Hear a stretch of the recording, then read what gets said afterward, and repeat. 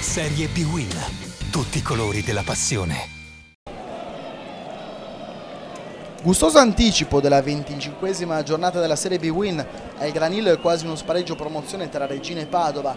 I padroni di casa vogliono vendicare il clamoroso KO dell'andata. Finì 4-0 per i patavini.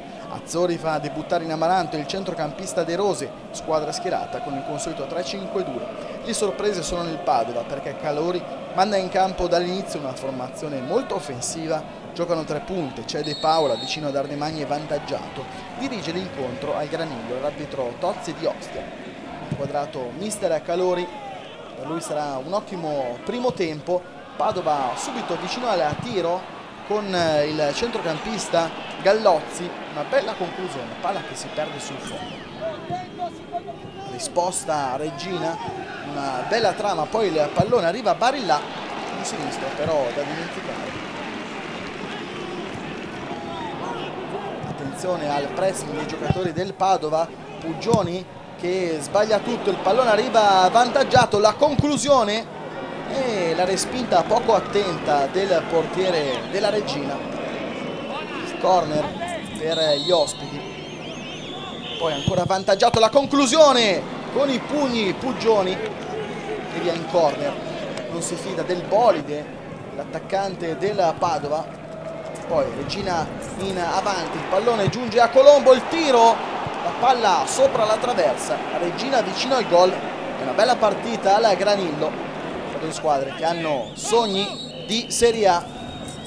Padova su punizione, il colpo di testa di Ardemagni, che deviazione di Puggioni, una bellissima parata, il colpo di testa di Ardemagni, la parata di Puggioni a mano aperta, la ripresa. Le due squadre che cercano il gol da 3 punti e del Padova la prima occasione della ripresa, il tiro di vantaggiato che si perde sul fondo.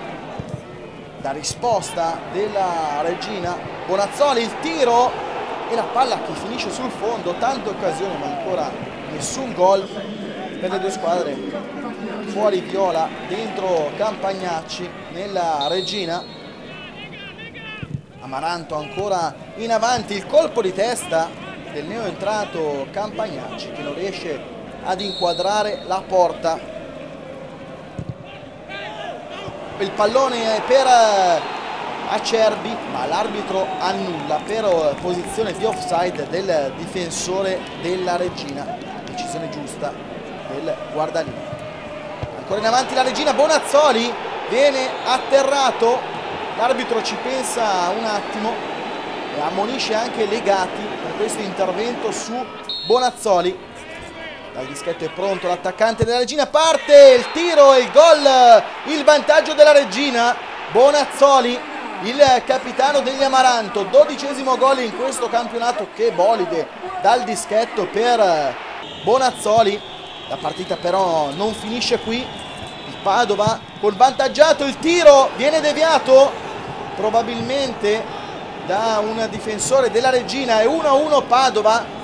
Gol che viene naturalmente assegnato all'attaccante vantaggiato. È l'1-1 finale che arriva in pieno recupero. Pareggio giusto fra due squadre che lotteranno fino alla fine per la Serie A. Un punto che tiene entrambe in zona playoff.